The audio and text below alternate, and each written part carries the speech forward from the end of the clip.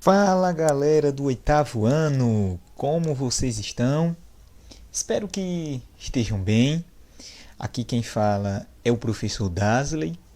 Lembrando que aqui a área do saber é matemática e o nível de ensino 8º ano do ensino fundamental. Pessoal, no vídeo desta semana, em particular do nosso estudo não presencial do dia de hoje, estaremos aqui dando continuidade ao estudo dos objetos de conhecimento matemático. Lembrando que estamos aí explorando tais objetos no livro didático 2, capítulo de número 1, sobre geometria, certo, galera? E, em particular, iremos hoje abordar aqui uma questão relacionada a figuras congruentes e congruência de triângulos. Beleza, pessoal? Lembrando que estes objetos de conhecimento se encontram em particular na página de número 31, certo, pessoal? Então, quem estiver aí com o livro didático pode abrir nesta página na qual estaremos aí explorando os nossos objetos de conhecimento. Beleza, galera?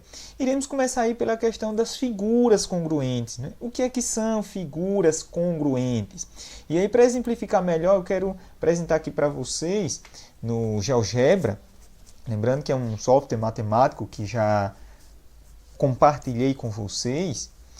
Ele tem aqui na tela para vocês, inicialmente, 3 segmentos de reta. Não sei se vocês perceberam.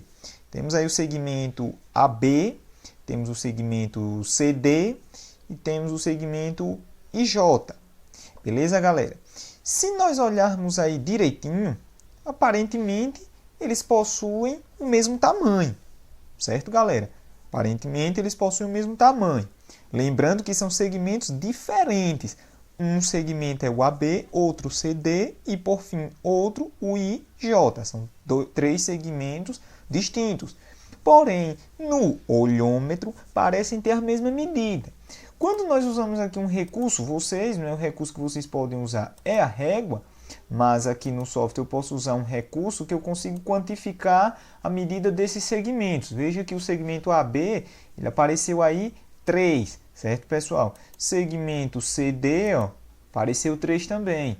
E o segmento IJ apareceu quanto? 2. Certo, pessoal? Significa dizer, para esse software aqui, que o segmento AB mede 3 centímetros, o segmento CD mede 3 centímetros e o segmento IJ 2 centímetros. Vocês podem fazer esse mesmo procedimento utilizando uma régua, por exemplo, desenhar um segmento que possua 3 centímetros, outro 3 e outro 2. Percebam que nós temos 2 segmentos diferentes, inclusive em posições diferentes, que possuem a mesma medida, certo, pessoal? Em outras palavras, eu posso pegar esse segmento aí, o segmento CD, e, em particular, se eu quiser, vejam que eu posso sobrepor esse segmento CD exatamente em AB. Perceba que eu sobrepus um segmento ao outro, certo, pessoal? E vejam que eles ocuparam exatamente o mesmo espaço, o mesmo tamanho. Perceberam? Então, apesar disso, eles são segmentos distintos. Porém, se eu pego agora o segmento IJ e tento fazer essa mesma coisa de sobrepor um sobre o outro, perceba que, vejam que o segmento IJ, ele cabe dentro do segmento AB, mas ainda falta, né? Há uma diferença aí, que é essa diferença de J até B, o que torna o segmento IJ 2 centímetros, ou seja, menor. Beleza, galera? Então, esse caso aí, onde eu tenho 2 segmentos diferentes, cujo tamanho é o mesmo, é onde nós denominamos aí de congruência. Certo, pessoal? Então, congruência é isso. São figuras distintas, mas que, sobrepostas uma sobre a outra, ocupam exatamente o mesmo espaço. Por quê? Porque tem o mesmo tamanho, tem o mesmo jeitinho. Certo, galera? Se eu avanço um pouco aí, Agora, levando em consideração outro dos elementos que estudamos aqui em geometria, os ângulos, vejam que eu tenho aí um ângulo F, certo, pessoal? Esse ângulo F, ó, ele tem 40 graus. Veja que o 40 aí está se chacoalhando, né? 40 graus esse ângulo E', FE, certo? Tem outro ângulo aqui, ó, GHG', que também, ó, outro 40 aí, se balançando, certo, pessoal? E por fim eu tenho um ângulo KL e K'. Nesse caso aqui ele tem 30 graus, beleza, galera? Percebam que eu tenho dois ângulos diferentes, né? Porém com a mesma medida, ou seja, 40 graus. Significa dizer que se eu pego esse ângulo aqui, que eu estou rodando aqui com ele agora, ó, e eu sobreponho sobre o outro ângulo lá de 40 graus, ó, se eu sobrepor certinho aí, ó, vejam que eu vou colocar exatamente, coloquei exatamente um ângulo de 40 sobre o outro ângulo de 40. Professor, mas o ângulo que você acabou de sobrepor, ele é menor. Na verdade, ele não é menor. Lembrando que quando falamos em ângulo, nós não estamos falando necessariamente nos tamanhos dos segmentos que o formam, e sim na abertura, o quanto de abertura há entre os segmentos. Então, essa abertura que nós definimos como um ângulo. E vejam que a abertura é a mesma. Veja que eu sobrepus uma abertura exatamente sobre a outra. Perceberam, galera? Então, isso significa dizer que nesse caso eu vou ter exemplos de quê? De ângulos congruentes, certo, pessoal? Então eu tenho dois ângulos diferentes aí, o ângulo F, ó, esse ângulo F aí que está se mexendo, outro ângulo H, esse H aí que está se mexendo, são dois ângulos distintos, com segmentos distintos, mas que consigo sobrepor um exatamente sobre o outro. Então, novamente eu tenho aí essa questão da congruência, certo? Só que agora para ângulos.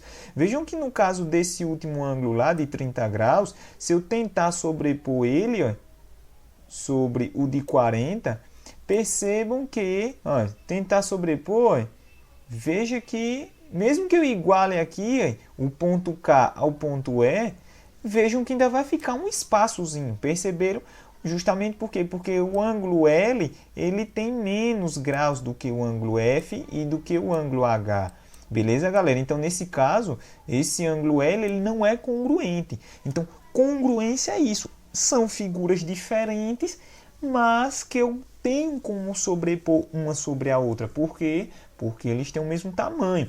A posição não importa, porque se eu volto lá para o caso dos segmentos, se eu pego o segmento CD e faço isso, perceberam? Eu mudei ele totalmente de posição. O segmento CD está numa posição completamente diferente do AB.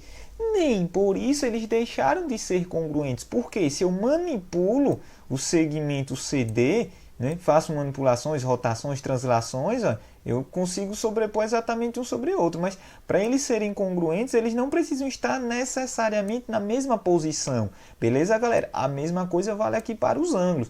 E também nós temos agora exemplos de figuras geométricas, em particular triângulos. Aí, né, eu tenho um triângulo MNO e tenho um triângulo PQR e tenho o triângulo A1B1C1, certo?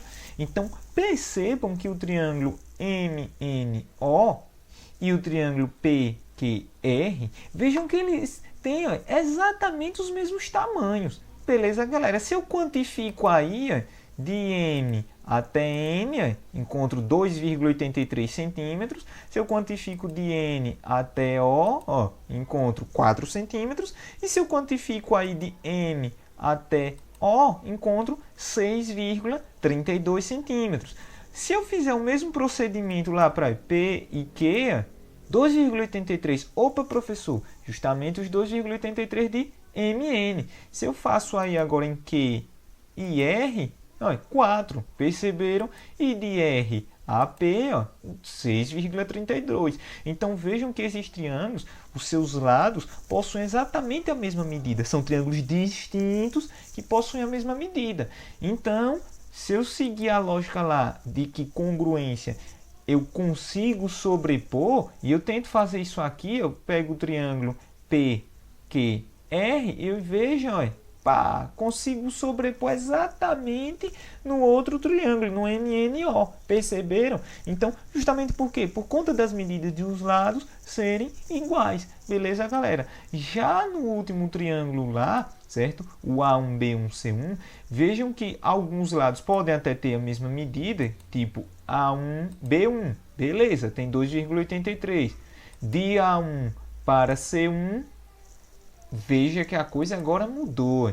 Enquanto lá eu tinha 6,32, aqui eu tenho 3,61. E aqui de C até B, né, se eu for fazer essa quantificação de B1 até C1, ó, 1. Veja que é diferente lá do 4. Então, veja que nesse caso aqui eu não tenho como sobrepor, mesmo que eu tente, o máximo que eu consigo é encaixar um lado. Né? Mas veja que vai sobrar um bocado de espaço aí. Então, essa figura aí, nós vamos dizer que ela não é congruente às outras duas. Beleza, galera? Então, isso é congruência na prática. Em particular, quando nós estudamos aí sobre triângulos, certo, pessoal? Então, nós iremos adentrar aqui no estudo particular acerca de quê?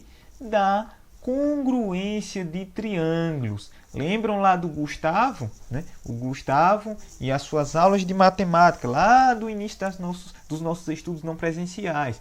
Então, ele diz para nós aqui, né, que como é que nós fazemos, na verdade diz não, ele faz uma pergunta, né?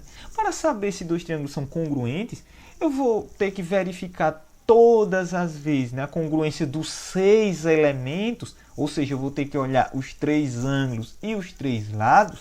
É uma pergunta que ele faz ao seu professor, né? E o professor vem e faz uma colocação muito legal quando ele diz o quê? Que se nós escolhermos de maneira conveniente, ou seja, de maneira estratégica, os elementos desses 2 ou mais triângulos que queiramos aí saber se são congruentes ou não, nós não precisaremos fazer essa verificação geral. Ângulo, ângulo, ângulo, lado, lado, lado. Basta eu tomar os elementos aí de forma conveniente. E é justamente esse ponto aí que está dividido em 4 casos. Eu tenho o caso LALE, que é o caso lado, ângulo, lado. Tenho o caso LELELE, né? LLL, né? Lado, lado, lado. Tem o caso ALA, né? Ângulo, lado, ângulo. E por fim o caso lá a zero, que é o caso lado, ângulo, lado oposto. Então veja que eu não estou olhando todos os 6 elementos. Basta eu olhar alguns de maneira estratégica. E eu tenho um primeiro caso aí, o caso lado, ângulo, lado. E nós vamos ter o quê? Que se 2 triângulos são congruentes, eles vão possuir esse caso específico aí. Eu vou ter 2 lados congruentes, vou ter o ângulo que está entre esses 2 lados também congruentes. Então, por exemplo, se nós voltarmos lá para o nosso GeoGebra, vejam agora que eu tenho 2 triângulos aí. Tem um triângulo UTS e tem um triângulo ZWV. Vejam que eu tenho 2 lados aí conhecidos, ó, o lado SU e o lado ST, né? Tem 4 e 2,83 centímetros, respectivamente. E no outro, veja que ele está numa posição diferente, mas ele tem algo parecido, né? Ele também tem um lado aí com 4 centímetros e outro com 2,83. E justamente entre esses 2 lados é que se localiza o ângulo. 45 graus, nesse triângulo em vermelho aqui, ó, certo, pessoal? Nesse daqui. E 45 graus também no outro, ó, nesse daqui em laranja. E o que é que acontece? Justamente pelo fato de que o triângulo é uma figura rígida, não tem como eu deformar ele de maneira a, digamos que, tratar dos seus elementos e tentar manter as igualdades. Justamente por quê? Porque ele é rígido. Lembra lá na questão da não convexidade do triângulo? Justamente se dá por quê? Porque ele é rígido. Se eu mexo em qualquer um desses elementos aí, eu perco as minhas propriedades. Por exemplo, se eu venho aqui nesse vértice U e diminuo. Se eu diminuo, veja que o ângulo é alterado. O ângulo pode até não ser alterado, só que eu vou ter o quê? Eu vou ter aí um lado alterado, certo, pessoal? E aí nós não podemos mais dizer que esses dois triângulos serão congruentes. Por quê? Porque para serem congruentes, eu preciso ter um lado, o ângulo, e o outro lado, né, que forma o ângulo aí. Então vejam que nesses dois casos aí, desses dois triângulos, eu tenho a congruência. Eu tenho a congruência o quê? Lado, veja que o lado aqui tem 4 centímetros, o lado aqui também tem 4 centímetros. Eu tenho o ângulo, né, que partiu desse lado inicial de 4 centímetros, o lado SU, esse lado aqui, ó, SU. Né, eu tenho o ângulo aí de 45 nesse triângulo vermelho. E depois eu tenho o outro lado, 2,83. Idem para esse daqui também, ó.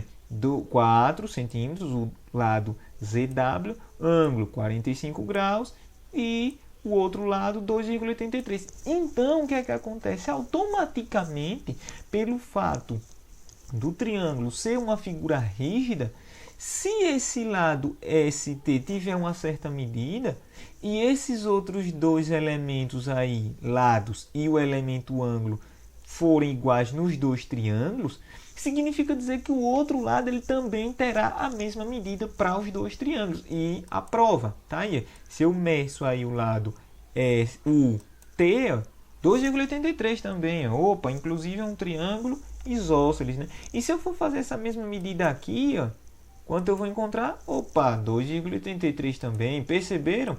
Então vejam que eu tenho justamente aí, todos os três lados vão ser congruentes. Automaticamente eu vou ter triângulos congruentes. Mas precisou eu verificar tudo? Não. Bastou eu verificar apenas, né, dois lados e o ângulo entre eles, nos dois triângulos. Beleza, galera? Aí é um dos casos. Depois eu tenho esse outro caso aqui. Ó. Eu tenho um caso lado, né? Onde eu verifico os três lados. E quando eu faço essa verificação dos três lados, e veja que eu tenho dois triângulos aí, né? Um em cor verde, cana, e outro em cor azul. Vejam que eles têm as mesmas medidas para os três lados. 2,24 centímetros, 1,41 centímetros e 3 centímetros. Né? Um triângulo, inclusive, escaleno, com respeito à classificação, levando em conta as medidas dos lados. Então, justamente nesse caso, eu não tenho nem o que pensar. Por quê? Se eu sobreponho, se eu pego o triângulo lá em azul, né, G1H1I1, e sobreponho sobre o outro, cabe certinho. Beleza, pessoal? Então, nesse caso aí, certo? Ou se eu faço o contrário, pego o triângulo em verde de cana, consigo sobrepor exatamente sobre o outro. Beleza, galera? Então, eu consigo dizer aí que esses dois triângulos são que congruentes. E aí, o que é que acontece? O fato dos três lados terem a mesma medida meio que força com que os ângulos internos também tenham a mesma medida. Então, por exemplo, se eu quantifico aí, eu vou pegar esse ângulo D aqui, certo, pessoal? Se eu quantifico esse ângulo D aqui, então vou quantificar a medida em graus aí dele. Eu vou obter quanto? 26,57 graus. Lembrando que esse ângulo aí é entre o lado de 2,24 centímetros e o lado de 3 centímetros. Vamos olhar no outro. Aí eu vou fazer o mesmo procedimento, vou quantificar o ângulo entre o lado de 3 centímetros e o lado aí de 2,24 centímetros. Veja que eu fiz a quantificação, ó, e obtive quanto também? 26,57. Então veja que justamente os ângulos aí entre esses dois lados congruentes possuem a mesma medida, 26,57 e 26,57. E idem para os outros ângulos. Aí, o ângulo aqui H, né, que deu aproximadamente 108 graus, 108,43 graus. O ângulo aí de 45 graus. Né? E se eu for fazer essa mesma verificação no outro triângulo lá, for quantificar os ângulos internos, a mesma coisa, 108,43 e 45 graus. Beleza, pessoal? Andando aí, nos casos de congruência, eu tenho agora o caso aí onde eu tenho ângulo, lado e ângulo. Certo, pessoal? Tenho dois triângulos aí, ó. Triângulo J1L1K1, triângulo N1O1N1. E vejam que antes, né, de vocês acharem estranhas essas notações, é porque o programa aqui ele vai acrescentando esses índicezinhos aí aos vértices, as letras correspondentes aos vértices. Mas não se preocupem não, que eu quero que vocês assimilem é a questão aí da medida dos ângulos e dos lados, que são esses elementos que nos permitem obter a questão da congruência. Certo, galerinha? E aí, nesse caso, veja que nesse triângulo aí em roxo, eu tenho 26,57 graus, tenho o lado medindo 2,24 graus e o outro ângulo 18,43 graus. Veja que no triângulo em rosa eu tenho a mesma coisa. Então eu consigo, sem verificar o ângulo L1, sem verificar o ângulo O1, sem verificar a medida do lado J1, L1, ou sem verificar a medida do lado N1, O1, só por meio desses três elementos aí, ângulo, lado e ângulo, lado e ângulo, eu já consigo verificar a congruência. E se eu tentar sobrepor, veja que pá, tá vendo? Consegui sobrepor exatamente um triângulo sobre o outro. E vejam que o bacana da coisa é eu não preciso conhecer todas as medidas de todos os 6 lados e todos os 6 ângulos para saber essa questão da congruência. Basta eu verificar apenas alguns, como o professor do Gustavo lá mencionou, alguns elementos em especial, né? Eu tenho o penúltimo caso aí, né? Tem esse caso aí agora para finalizar, que é o caso do ângulo, lado e ângulo oposto, certo? Eu tenho esse caso aí. Veja que eu tenho o ângulo, 45 graus, certo, pessoal? Tem o lado, 2,83, e o ângulo oposto a esse lado, ou seja, 90 graus. Veja que o outro triângulo está numa posição diferente. Mas o fato da posição diferente não altera a congruência. Eu tenho novamente ângulo, 45 graus, tenho o lado aí relacionado a esse ângulo de 45 graus, né? O lado S1T1 também tem 2,83 centímetros e tem o ângulo oposto a esse lado, que é quem? O rapazinho aqui, 90, está aí se chacoalhando.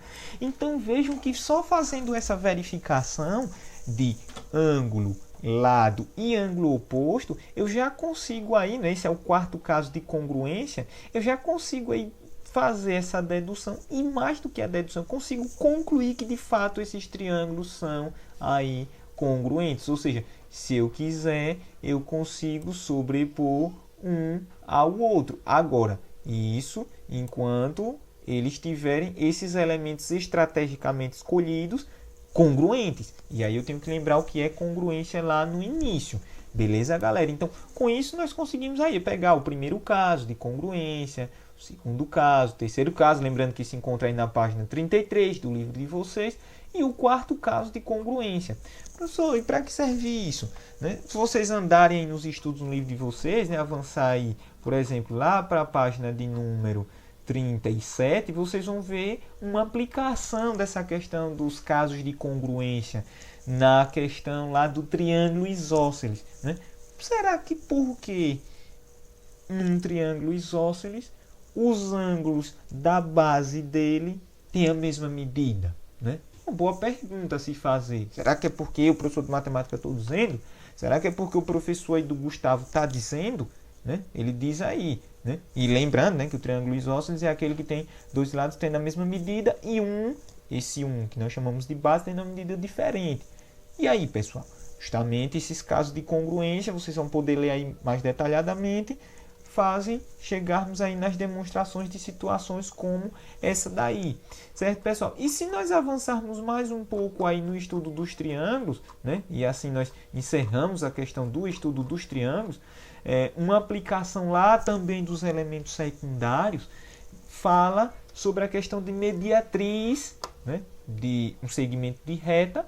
O professor do Gustavo traz aí para nós lá na página 43. Então, o que é mediatriz? É quando você tem um segmento, né? Ele está aí, um segmento de extremidades AB, e você traça um outro segmento perpendicular ao primeiro segmento escolhido, de maneira que, né, você vai pegar justamente o ponto médio, né, e aí vem lá dos elementos secundários do triângulo, né, o ponto médio, a mediana. Então, pego o ponto médio do segmento e justamente nesse ponto médio eu traço a minha perpendicular, né? E aí eu chamo de mediatriz, certo? Uma reta que justamente vai conter esse ponto médio, vai passar, como costumamos dizer, por esse ponto médio de um segmento, né? Uma aplicação também lá da questão dos elementos secundários que nós vimos na semana anterior, certo, galera? E uma aplicação bem massa mesmo desse estudo dos triângulos, vocês vão ver lá na página 46, né? Na verdade na 45 vocês têm a introdução, que é quando ele fala sobre a questão do circuncentro de um triângulo, né? E aí eu tenho que levar em conta esse conceito de mediatriz para poder chegar no que é essa questão do circuncentro de um triângulo. Ele traz aí para nós, né, o professor Gustavo novamente, né? E por fim tem uma questão da triangulação, que é uma aplicação bem prática, que inclusive é usada na questão dos satélites ao monitorarem partes, né, do nosso globo terrestre, justamente o sistema conhecido como GPS. Beleza, galera? E com isso, né, quero deixar aí a leitura bacana para vocês, né?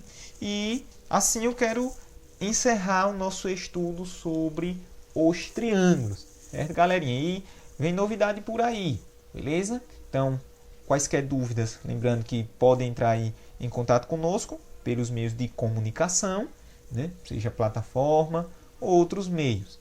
E estamos juntos nessa. E lembrando também nas aulas no Hangouts, nossas aulas ao vivo, certo, galerinha? Então, um abraço, estamos juntos nessa e até mais!